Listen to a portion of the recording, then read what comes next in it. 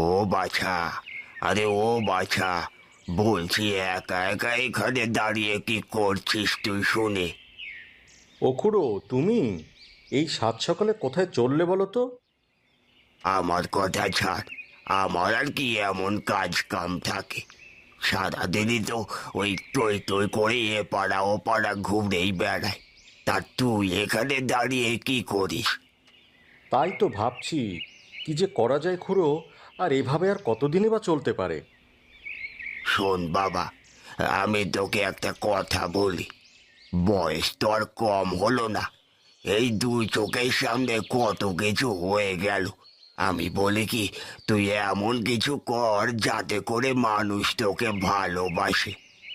বুঝলে খুড়ো, এ যুগে ভালো মানুষের কোনো দাম নেই। আমি তো গ্রামের মানুষের ভালোই করতে চাই, কিন্তু এই গ্রামের মানুষ তো আমাকে কোনো দামই দেয় না। ওরে পাগল, গায়ের মানুষ যে তোরে অমন করে দেখে কেন তুই জানিস না? তুই যে চোরকে চুরি করতে বলে গৃহস্থকে বলি সজাগ থাকতে, তা কিন্তু সবাই জেনে গেছে। থাক থাক, আমি আর কিছু বলবো না। যেদিনে গায়ের মানুষ আমাকে বুঝবে, সেদিন আমি ঠিক তাদের উচিত জবাব দিয়ে দেব। বেশ, তোর যা ইচ্ছে তাই করিস। এখন তবে আমি চলি, আমাকে আবার একটু ও পাড়ায় যেতে হবে।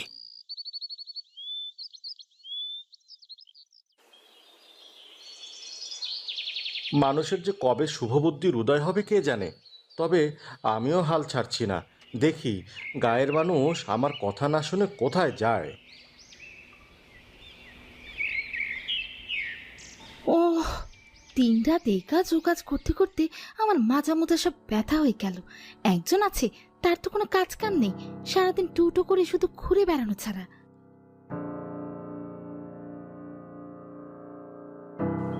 কি গো, তুমি আবার আমাকে নিয়ে পড়লে কেন? তোমার কি সব সময় মুখ চলতে হবে নাকি? আমার মুখ না চললে কখন যে হাত চলে যাবে, তখন আবার বিপদ হয়ে যাবে। মুরব্বীরা ঠিকই বলে, আগে যদি জানতাম তাহলে আর এই বিয়েই করতাম না জীবনে। হ্যাঁ, তাই তো। আমাকে বিয়ে করে তো তুমি আমাকে একদম ধন্য করেছো। বলি, শুধু বিয়ে করলেই বুঝি সব হয়ে যায়? তোমার সাথে ঝগড়া করার কোনো ইচ্ছে নেই আমার। আমি গেলাম ঘরে, তুমি রান্না শেষ করে আমার খাবার নিয়ে এসো। হ্যাঁ, আমি তো তোমার কেনা চাকর এখন। আমাকে তুমি যা বলবে আমাকে তো তাই করতে হবে।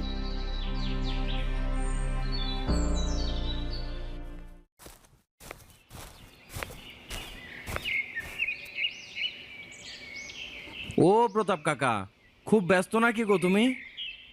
আরে না না, কি লাগবে বল। লাগবে তো অনেক কিছু, কিন্তু তুমি দিবে কি না তা তো বলতে পারছি না। এই দেখ, দেবো না কেন? বল তোর কি কি লাগবে। না মানে আমি বলছিলাম যে আসলে এখন তো আমার কাছে কোনো টাকা পয়সা নেই, দুদিন পরে সব টাকা দিয়ে দেব। ও আচ্ছা, তাহলে এই মতলবে এসেছিস? এক্ষুনি যা আমার সামনে থেকে। আগের টাকা সব দিয়ে তারপর আবার আসবি আমার সামনে। এই যে, তোমার কাছে কিছুই বলা যায় না। তুমি জানো বাজারে আরো কত দোকানদার আছে আমাকে সেদের জিনিস দেয়, তাও আমি কখনো নিই নে। আমার ওসব জেনে লাভ নেই। যা তুই এখন আমার সামনে থেকে। আমার দোকান থেকে সবকিছু বাকি বেচা বন্ধ করে দিয়েছি আমি। তুই এসেছিস বাবা? নে, বয় এসে। আমি একটু গঞ্জের থেকে ঘুরে আসি।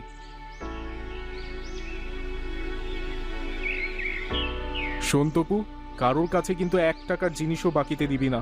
এটা আমার অর্ডার। ঠিক আছে বাবা, তোমার কোনো চিন্তা করা লাগবে না। তুমি সাবধানে যাবে কিন্তু।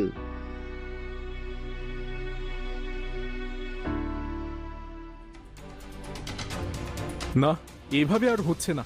দিন দিন তোমার ছেলের কাজ কাম খারাপ হতেই যাচ্ছে। আমার কোনো কথা শুনে না। ছেলে বুঝি শুধু আমার একা? তোমার ছেলে না? আমার ছেলে হলে তো আমার কথাই শুনতো। কই, আমার কথা তো কিছুই শোনে না। আচ্ছা, কি হয়েছে আগে আমাকে বলো দেখি। কি আর হবে, আমি নগদ টাকা দিয়ে মাল কিনে আনি, আর সে গায়ের সব মানুষকে বাকিতে সেসব মাল দিয়ে দেয়। এখন আমি এসব টাকা কি করে উঠাবো?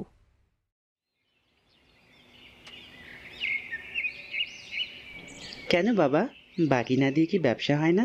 আর তাছাড়া তুমি হালখাতা করলেই তো সবাই টাকা দিয়ে দেয়। আমার থেকে বেশি বুঝিস তুই? তোকে কত করে বলে গেলাম কাউকে 1 টাকাও বাকি দিবি না। আর তুই কি করলি? তুই বিনোদের কাছে বাকিতে চাল ডাল তেল দিয়ে দিলি? তুমি চিন্তা করো না বাবা, আমি ওর কাছ থেকে টাকা নিয়ে নেব। না বাবা, থাক, তোর আর কিছুই করা লাগবে না। তুই যা আমার বাড়ি থেকে। আমি আর তোর ছায়াও দেখতে চাই না এই বাড়িতে। ঠিক আছে, তুমি তো আমাকে দেখতেই চাও না, তাহলে আমি গেলাম, আর কোনো দিন এ বাড়িতে ফিরে আসবো না। ওগো, পাগলটা রাগ করে চলে যাচ্ছে, তুমি একটু আটকাও ওকে। যেতে দাও গিন্নি। দুমুঠো খাবার যখন পেটে যাবে না, তখন ঠিকই সুরসুর করে ফিরে আসবে।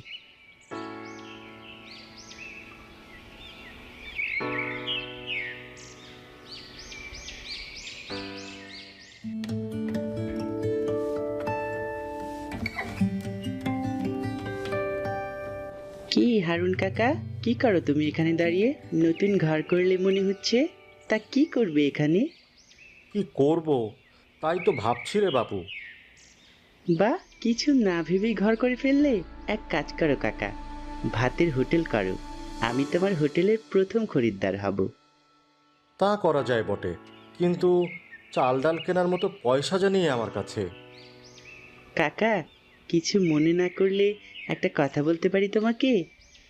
বেশ তো, বল বল বল দেখি। কাকা, আমাদের দোকান থেকে আমি তোমাকে চাল ডাল তেল সব দেব, তুমি শুধু হোটেল চালাবা, যা লাভ হবে আমরা দুজনে ভাগাভাগি করে নেব। বেশ বেশ, তাহলে তো খুব ভালো হয়। আমরা দুজনে মিলে পার্টনার হয়ে কাজ করব।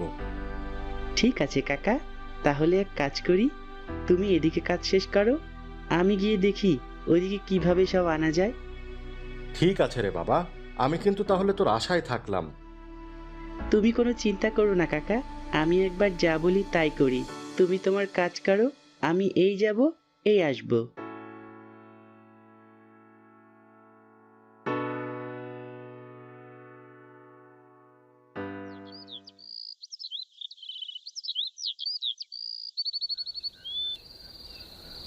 আহা, তোমাকে কত করে বললাম আর চোখের জল ফেলো না। তুমি তো আমার কোনো কথাই শুনছো না। তুমি কি করে বুঝবে সন্তানের কষ্ট? তুমি তো আর মা না। হ্যাঁ, তবু তো আমার সন্তান না, আমার তো কষ্ট হয় না। কষ্ট হলে কি আর ঘরে চুপচাপ শুয়ে থাকতে পারতে? ছেলেটা কোথায় আছে, কি করছে কে জানে, রাতে খেলো কিনা। বেশ, তোমার আর চিন্তা করা লাগছে না। আমি কাল সকালেই গিয়ে তোমার ছেলেকে ফিরিয়ে আনবো। সত্যি বলছো তুমি? হ্যাঁ, আমি সত্যি বলছি। তুমি এখন একটু ঘুমাও, আর আমাকেও একটু ঘুমাতে দাও।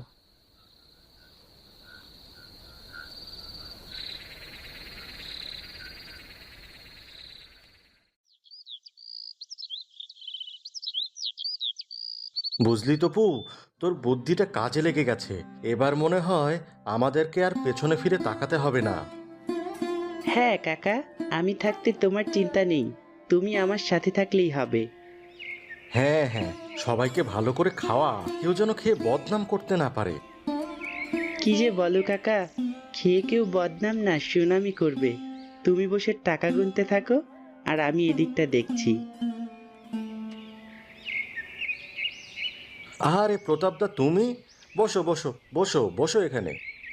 আমি বসতে আসিনি, আগে বল তপু কোথায়?